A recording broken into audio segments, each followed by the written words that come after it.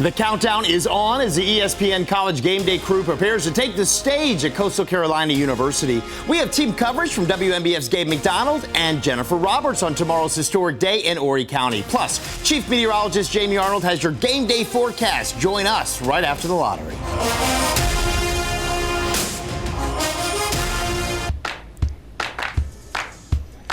Well, if you haven't heard, where have you been? There's a huge football game being played right here in the Grand Strand. The undefeated 14th ranked Coastal Carolina Chanticleers are hosting the 8th ranked, also undefeated, BYU Cougars at Brooks Stadium tomorrow. Kickoff is set for 5:30. WNBF Sports Director Gabe McDonald joins us now from outside the stadium. And Gabe, for CCU, this really is the biggest game of the program. Most definitely, Eric. In less than 24 hours, Brooks Stadium will host its first top 25 matchup in history. Both Coastal and BYU enter tomorrow 9-0, with the winner setting themselves up nicely for a shot at a New Year's Six bowl game. Now, calling the Chant season special would be an understatement. Jamie Chadwell and staff have this team playing at a level that we haven't seen since they've joined the FBS. Now, this will be a challenge unlike any other for Coastal, and having to prepare on just 2 days' notice doesn't make things any easier. However, this team has shown plenty of maturity all season and developed a mentality that they'll play anybody, anywhere, especially since there were so many questions coming into the season on if they'd even play or not. We'll be ready to roll on Saturday, because if we make a big deal out of it, how, you know, from a coaching standpoint, we don't have enough this, don't have enough that, then your players react to that way. And one thing that we've tried to do in our program is, hey, whatever happens, we'll adjust to it and adapt and adjust. And that's one of the, you know, the foundations, I think, of our whole athletic department. You just find a way to adapt and adjust. And so let's go play. Let's ready to get kicked off. Kickoff set for 5:30. The Chants just announcing that they will don their all-black uniforms for the matchup. In addition to the historical game, tomorrow for the first time, ESPN will host College Game Day at Brooks Stadium. WNBF News reporter Jennifer Roberts talked with the host of College Game Day earlier today. Jennifer, I can only imagine how excited he is to bring the show to the Grand Strand.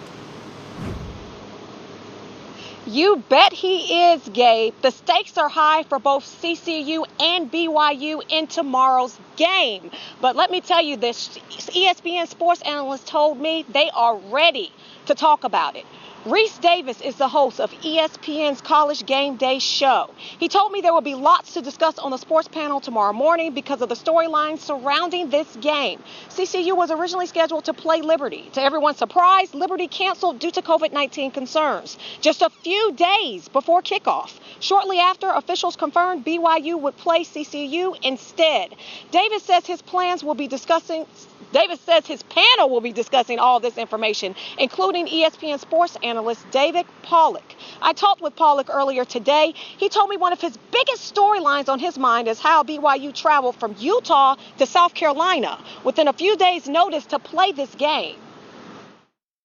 Is super excited that a team in that short of notice would take on a challenge like that. That's not easy to do. It's not fun to do.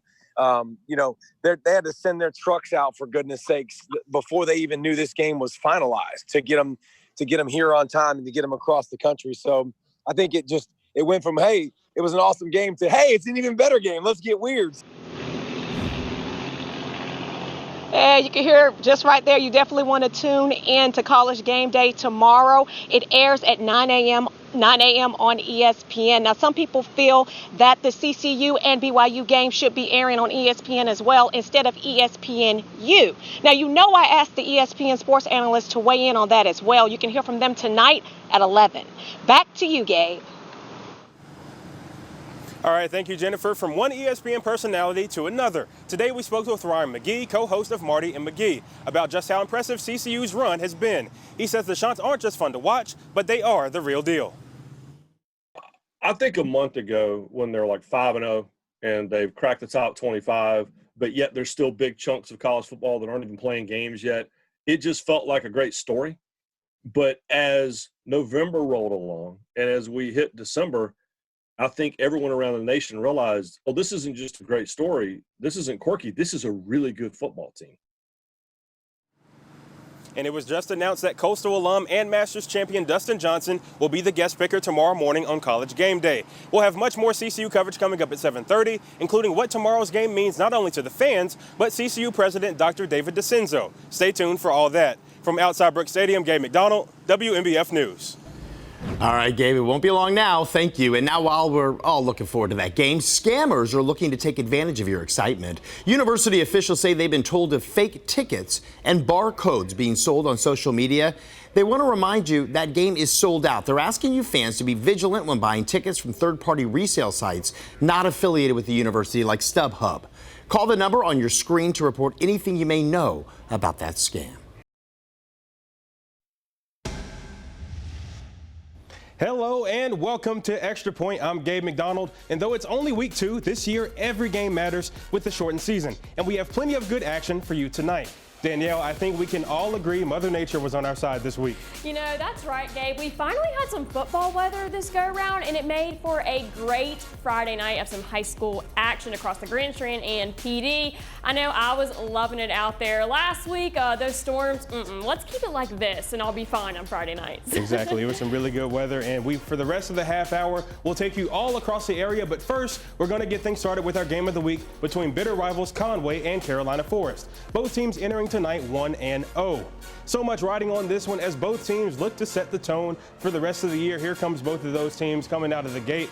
And after forcing a 3-and-out, Kyle Watkins on the quarterback keeper, and he does all the work himself. He takes this one 53 yards to the crib. Nobody's going to catch that young man. He would give the Panthers an early 1-score lead.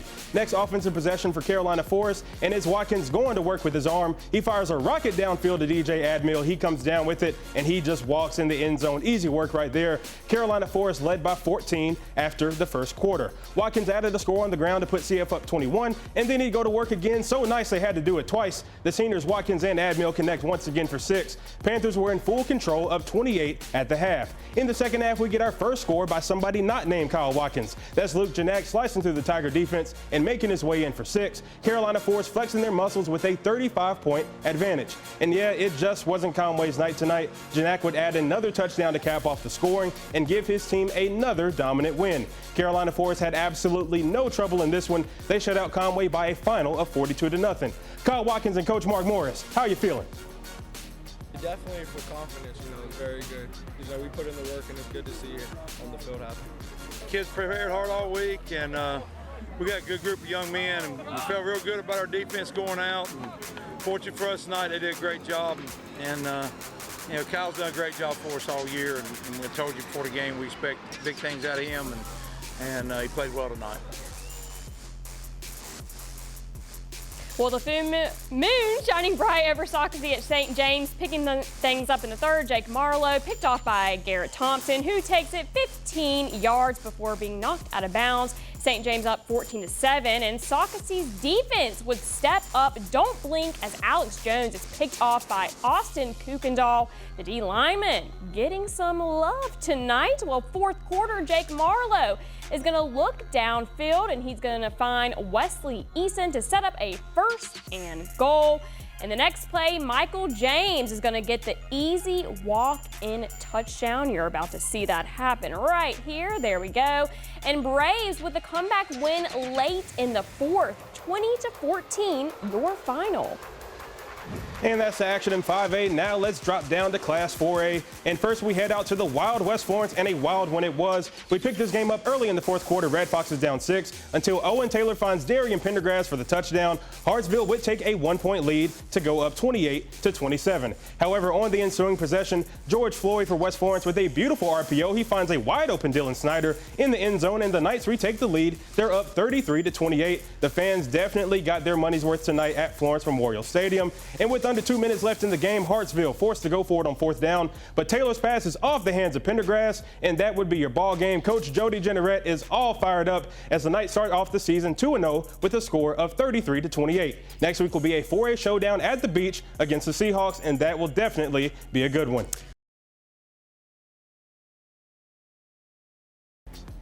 Now let's take a look at some other Class 3A games that were played tonight. The Lake City Panthers picked up the 36-25 win over the Lakewood Gators. And unfortunately for Marlboro County, tonight belonged to Crestwood as they shut out the Bulldogs 28-0. Let's update you on some scores across Class 2A. Out in Andrews, the Yellow Jackets picked up a huge region win. They were all over the Jaguars of Kingstree, 41-8, the final out there. Meanwhile, tonight's game between Latta and Mullins was postponed. The matchup has been rescheduled to happen on October 30th.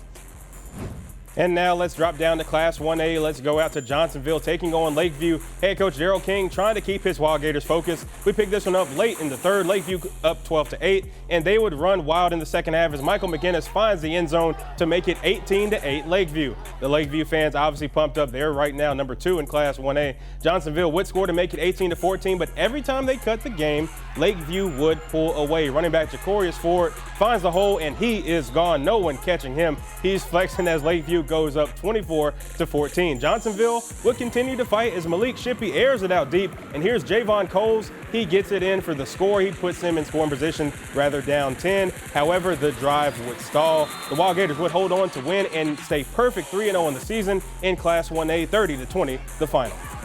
We talked about since day one we started. We knew that every week's like a playoff game. I mean, you win and you advance to the next one. And the way the region is this year, the way the games are this year, you've got to win. I mean, that's how you try to go about it. But, you know, we did good enough tonight to win the football game. But like I said, it's a big credit to Johnsonville and how they played. Defense stepped up, offensive line. They sucked it up and played. Crampton, just sucked it up and played. Never know, we might see another team like this in either playoffs, state. So I'm glad we played a game like Johnsonville tonight. Well, here come the Red Raiders of Hannah Pamplico looking for their first win of the season. And however, the Timminsville Whirlwinds came to play early first quarter. Tremel Eccles airs it out deep to find Jamari Bennett for the score. And that's this young man's first varsity touchdown to make it 6-0 Whirlwinds. A few drives later, Red Raiders defense comes up with the play as Davion Coxum, hope I'm saying that right, comes up with the interception. Well, Whirlwinds head coach McFadden isn't happy with the play. A few drives later on fourth down, Whirlwinds go for it. And did someone say tip drill? Christian Taylor did, as the big man comes up with the rock. That play was big right there, set up this Tremel Eccles to Kayshawn Young. Will score, and the Whirlwinds would go up 12-0 on the Red Raiders with about a minute left in the first quarter. Oh, hello there. However, the Red Raiders would fight back and go on a 36-0 run to shock Timminsville. Final score, 36-20. Heck of a win by Hannah Pamplico to get win number 1 of the year. Well, we have unfortunately gone through all the highlights, and well, actually, let's update you on some scores in Class 1A. Green Sea Floyds improves to 2-1 on the year with a big-time win over C.E. Murray, and Carvers Bay going on the road. Don't blink now. Those guys are 3-0. They get it done 13-7 over East Clarendon. And also, Hemingway was in action at home against Scotts Branch. Unfortunately, they couldn't get it done. They dropped to 0-3 on the year. 21-12 was the final in Hemingway. Well, we have gone through all the highlights and scores, but wait, there is more. Danielle, let them know what time it is. Ooh, it's time to reveal our play of the week for week 3. And this week we head back out to Duckshall Stadium as this man had himself a night. Senior transfer Kenderson Cardaci with not 1 but 2 defensive scores within seconds. First he comes up with the scoop and score, and then on the very next defensive possession he gets the INT right out of George Derek Floyd's hands and takes it all the way back for 6. Myrtle Beach with a convincing region win tonight as they got it done 51-14. Well, Danielle, we've come to the end of the show. Let's just give some final thoughts tonight. I mean, it was a heck of a night, week 3. A lot of teams starting to separate themselves. First, kudos to Myrtle Beach. Not really taken to the air tonight. They actually didn't have any passing touchdowns. It was huge on the ground, and obviously, as you saw there, Kenderson Cardaci with 2 big defensive scores. Definitely a team to be reckoned with in Class 4A. There's a reason why they're number 1. Right. They're always coming out big. I love watching Myrtle Beach play. And all the other teams, you South Carolina high school football teams, hey, I'm loving it. I'm loving it. Well, definitely looking forward to next week. That's all our time for this week's Extra Point. You can find all the scores and highlights on our website, WNBFnews.com. Have a great night, and we'll see you next week.